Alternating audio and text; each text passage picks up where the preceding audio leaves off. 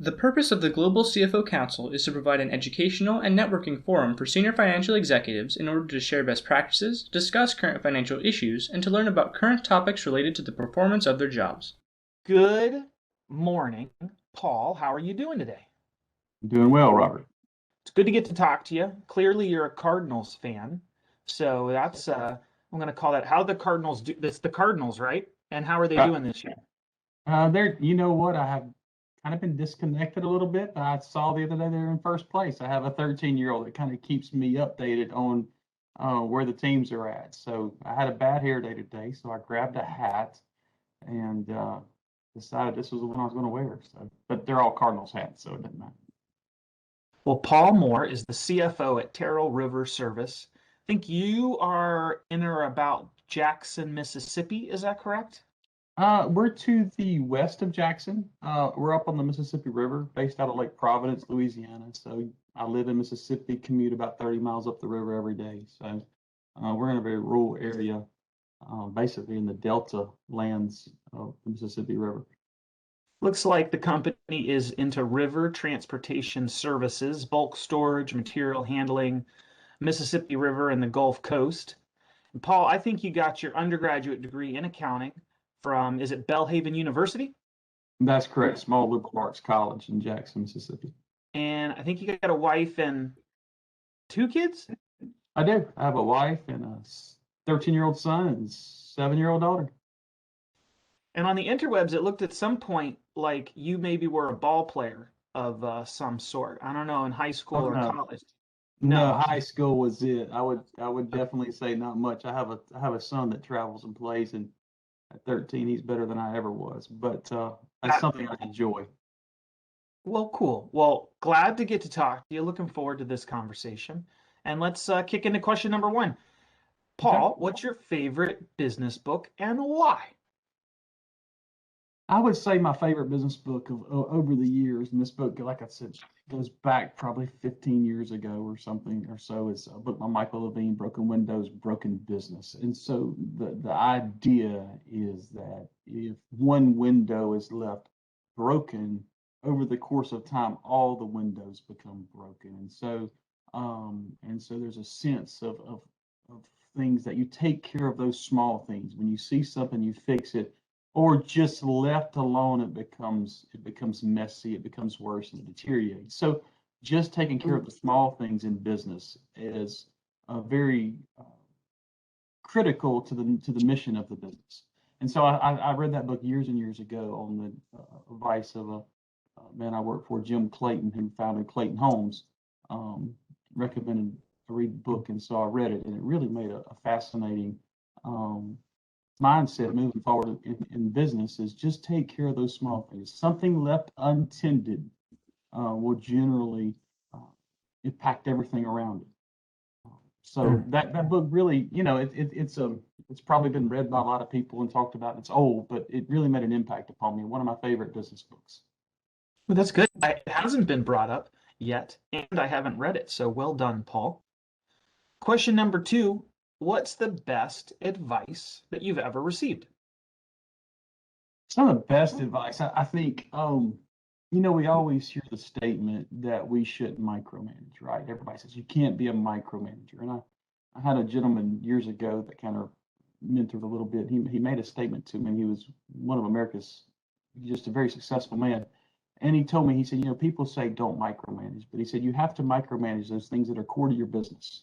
The things that will sink you, you better know what's going on. And he had run a corporation of approximately 30,000 employees as CEO and president. So, and here I was a young guy just kind of soaking all I could up. And, everybody says, don't micromanage. You should never be a micromanager. But he told me, and it really made a key, to choose those things to micromanage. If they will sink your business, you better know everything going on. There's some things that doesn't really matter.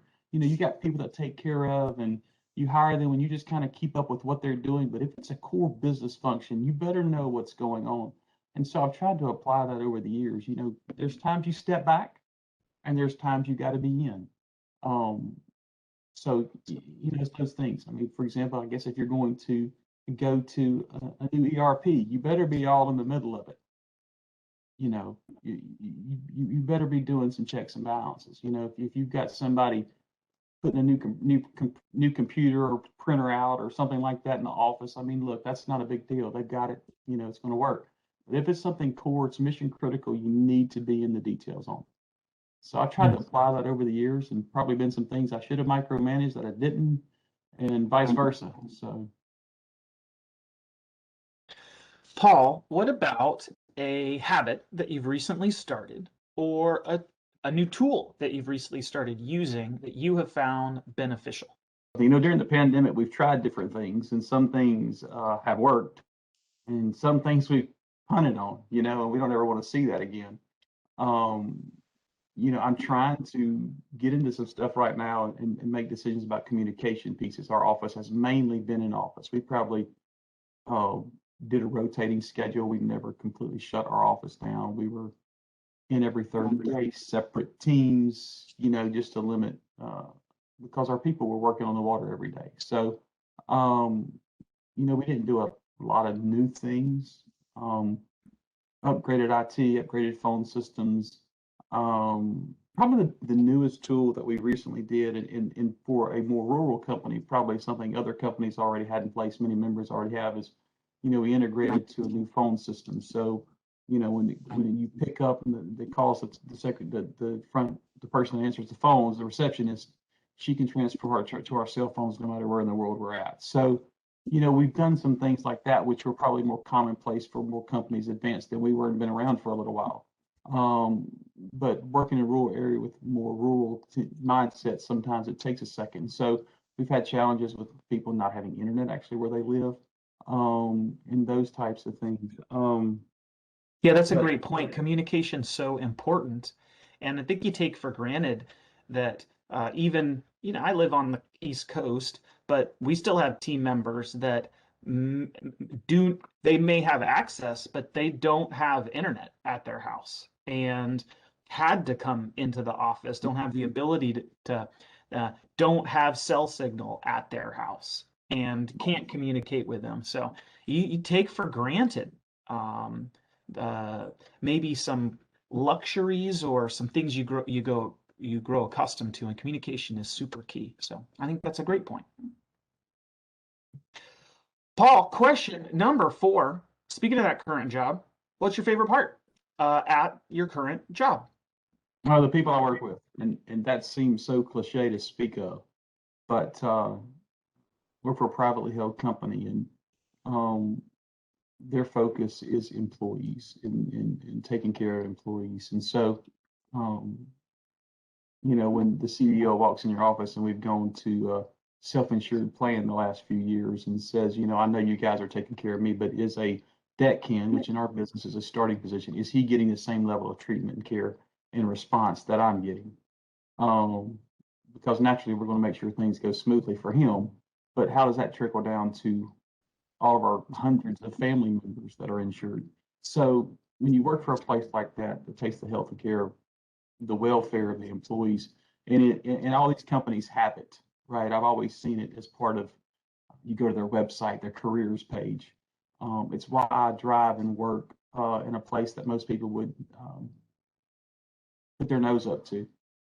You pass by on the highway here where people are going from Little Rock to the beach, and you drive by and you never think it's a company out of that building with hundreds of employees and operations from Houston to Destin to Kentucky and all points in between. But it's a place that's founded on family values, and just a really good place to work with family atmosphere. And like I said, I know to people, that others, they may say, oh yeah, I've seen those on websites and career pages, but it's the first place I've ever really been that actually models that. And so it's never a frustrating day to come to work. There's challenging days at work, but it's not, oh God, I got to go there again today, So that would have to be, to me, in my mid 40s, you always hear and see about things, and you read across the pages. We are a family-oriented company, and you get involved with stuff. You're like, shoot, man, they're anything but that, right? So that's why I work in a place that most people wouldn't work, and drive to a place that most people wouldn't drive. And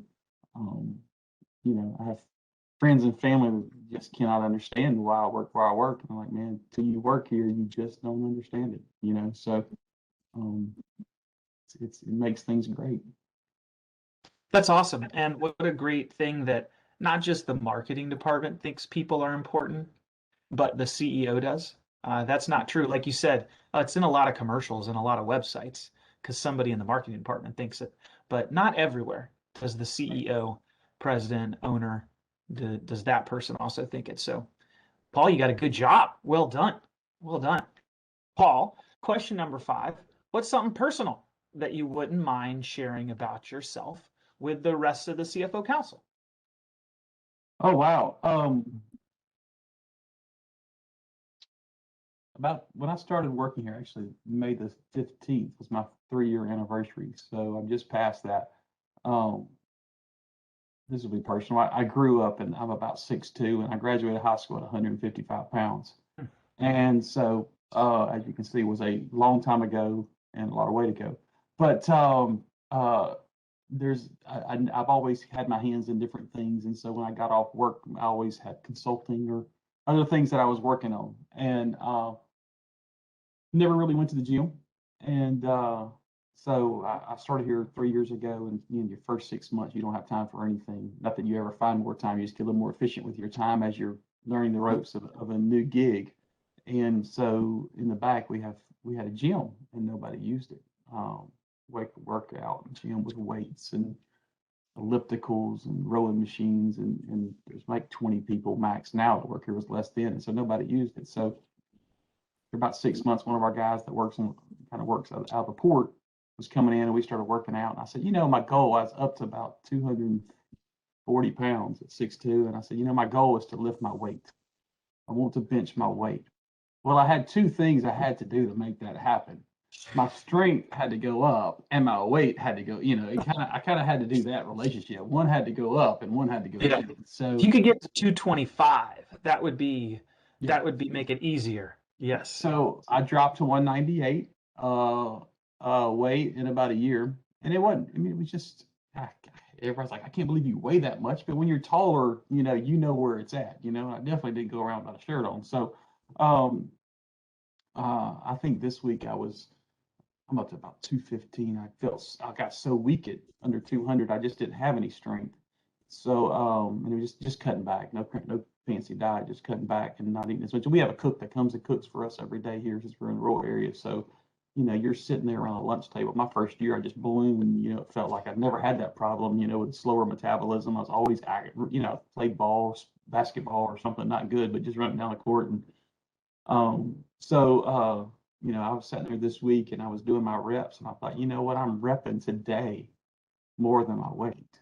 And I had maxed it out a few times, but my 5 sets that day were a couple pounds more than my weight. So that's just something. I can't say that I just started out thinking I would ever get there. I was like, shoot, man, I need to get my weight down. But I was so weak when I started. After we work a lot of sedentary lifestyles. We sit at a desk and we have a Coke or a coffee or a chips or something. It's just so easy. It's almost like being a truck driver. You're just stationary.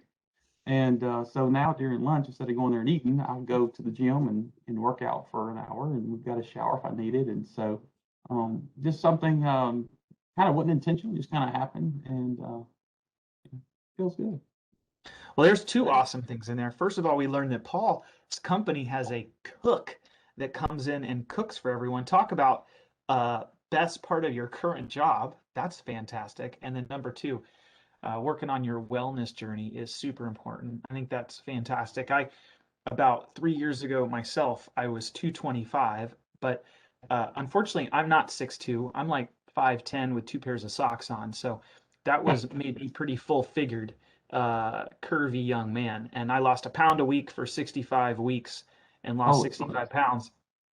And I feel so much better. And my knees don't hurt, my back doesn't hurt. I had headaches every day, and it was because of the terrible things I was eating. Like Paul, like you said, it's chips, a soda for a snack every day, and then I would wonder why I felt bad, why my knees hurt. Well, they hurt because I was carrying around a 65-pound backpack, and my head hurt because of the sugar rush, and I wasn't giving myself any nutrient, and I never went outside.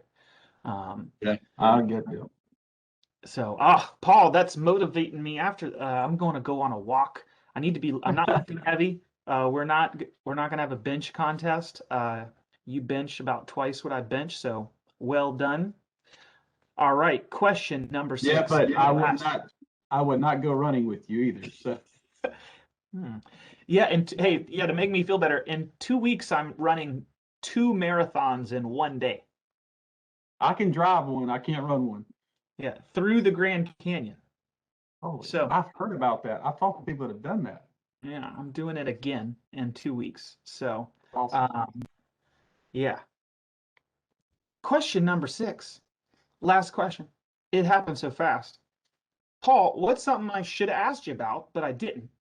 And what is your answer to that? I prefer to get asked questions. I can think of something, but what should you ask me? Why did you get into accounting after going to a liberal arts school? Oh, that's a good question. I actually had different plans. I had kind of a little business on the side that I had started. I grew up,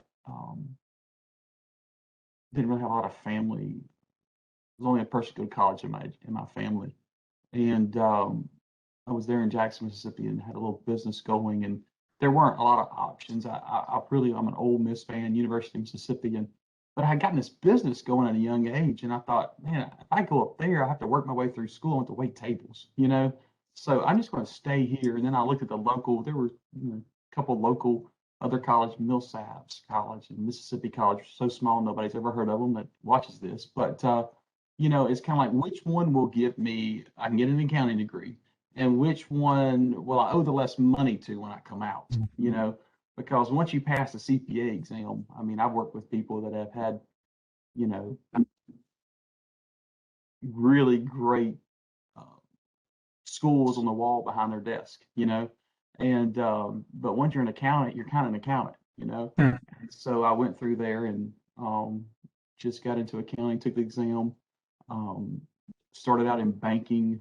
I started out internal auditor and then got into the retail banking side and saw the financial crisis hit around 2006, 2007, somewhere in there, and jumped back into the accounting side and just had some really good opportunities that came my way, and doors open. I was able to step through and meet the expectations, hopefully. So, but just always liked the numbers. Thought I was going to go to law school. Kind of glad I didn't get in that crew.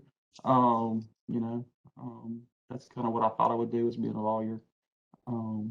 Some days I wish I would have been a lawyer. Some days I wish I'd have been a surgeon. Some days I wish I was working fast food. So you know how it goes. Just like if I could leave my work at work, it'd be great. But no, God's been good, and so the routes we take in life, sometimes you just don't know where they end, and you just have to trust that process. Amen. Well, that's a good way to end. Paul, this has been fantastic. I loved getting to learn a little bit about you. I saw some themes here around fitness and family. I can tell you're a people person. And from the book to the advice, that thread around sweating the small stuff, especially if it's really important. If you're going to go skydiving, you might want to sweat who put the parachute together. And then there's some other stuff like it's not that important and you can let it slide. So I think that was a great reminder, and I enjoyed getting to learn a little bit about you today. Thank you for doing this. Thank you, Robert. It's great to be with you. Have a great day. You too. Thank you.